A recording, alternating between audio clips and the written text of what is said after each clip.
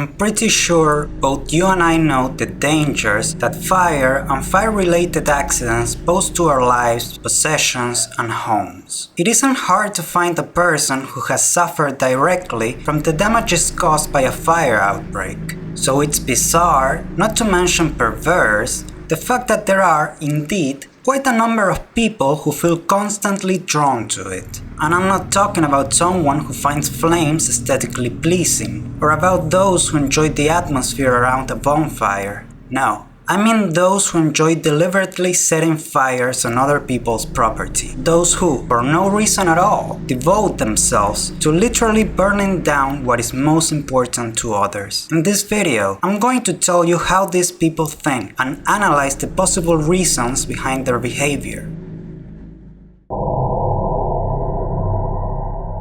Pyromania is a deep obsession with fire. It is the constant and acute desire to burn things, be around fires, and everything related to them. It belongs to a branch of psychiatric disorders related to impulse control, being one of the most dangerous within this category, both for reasons you can already imagine and for others that I'm going to tell you about in this video. First of all, it's important to understand the difference between an arsonist and a pyromaniac. An arsonist is a criminal who deliberately sets a fire to receive some kind of material or personal benefit. These people aren't obsessed with fire. They simply consider it another tool to achieve their criminal objectives. It's a means to an end and nothing more. The most common motives behind fires set by arsonists are usually to cover up a previous crime scene, that is, to burn all traces and evidence of, for example, a robbery or murder, or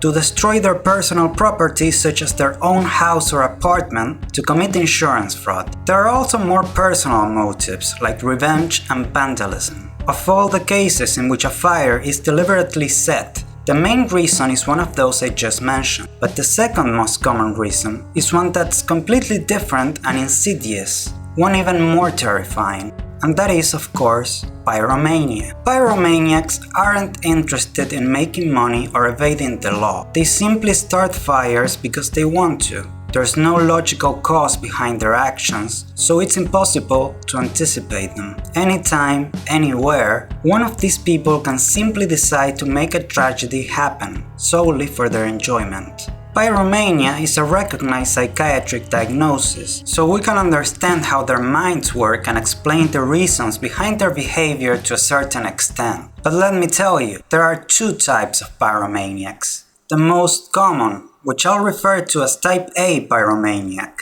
and those who are scum even among scum, the type B pyromaniacs. Let's start by analyzing the first type of pyromaniac.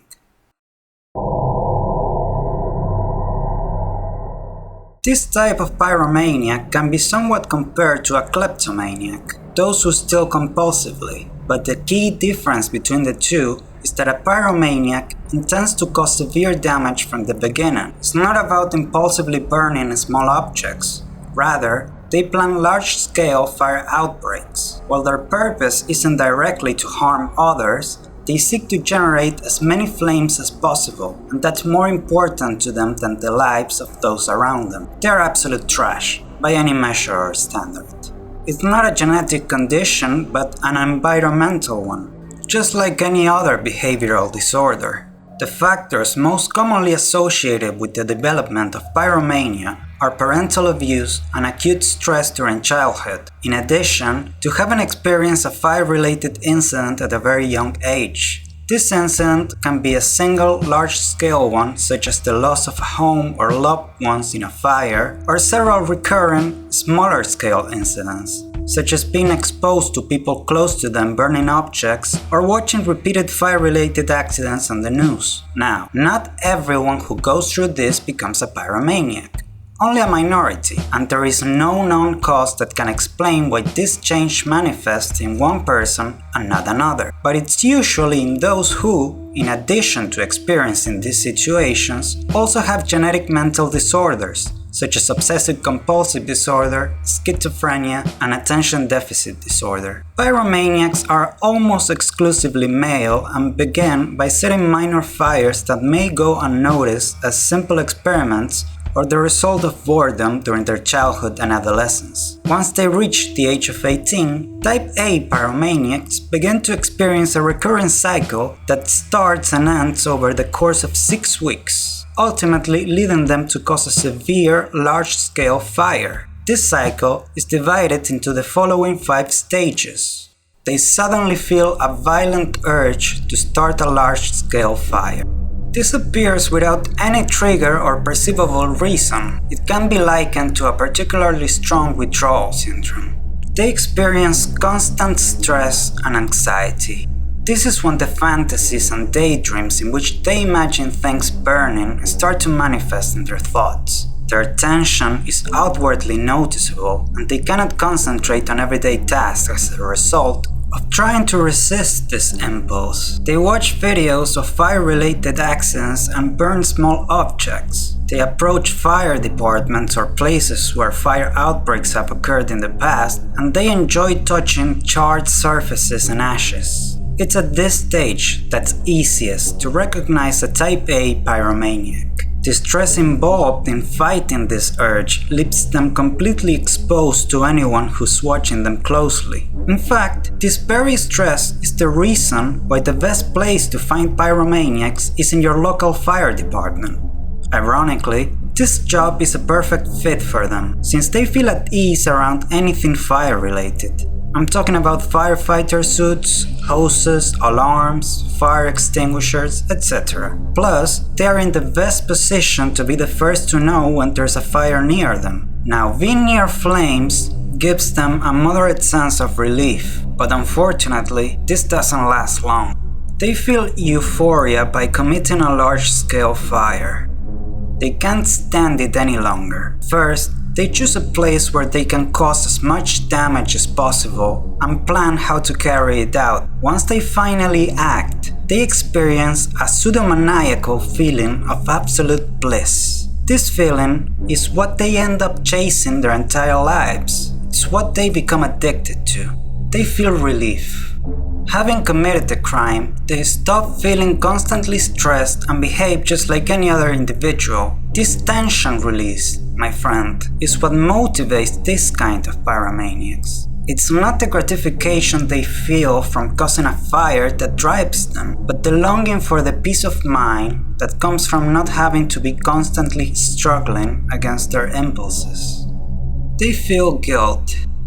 This is what defines type A pyromaniacs. These are people who, having reached this point, usually seek treatment for their condition or end up turning themselves in to the authorities. They are not innocent by any stretch of the imagination, but they are not sadistic either. What they seek is not the suffering of others, but to stop fighting this constant urge and get rid of the tension and anxiety that this entails. Fortunately, there is treatment for this type of pyromaniacs. Generally, SSRI antidepressants, antipsychotics, and mood stabilizers. There isn't enough data to estimate a percentage regarding just how effective this treatment is, but there have been cases of rehabilitated type A pyromaniacs. Obviously, if they don't receive treatment, or if it doesn't work, the cycle begins anew after this point. It's time to examine the other class of pyromaniac, those who cannot be rehabilitated and don't deserve even a modicum of pity. If I previously compared type A pyromaniacs with kleptomaniacs, type B pyromaniacs are comparable to serial killers.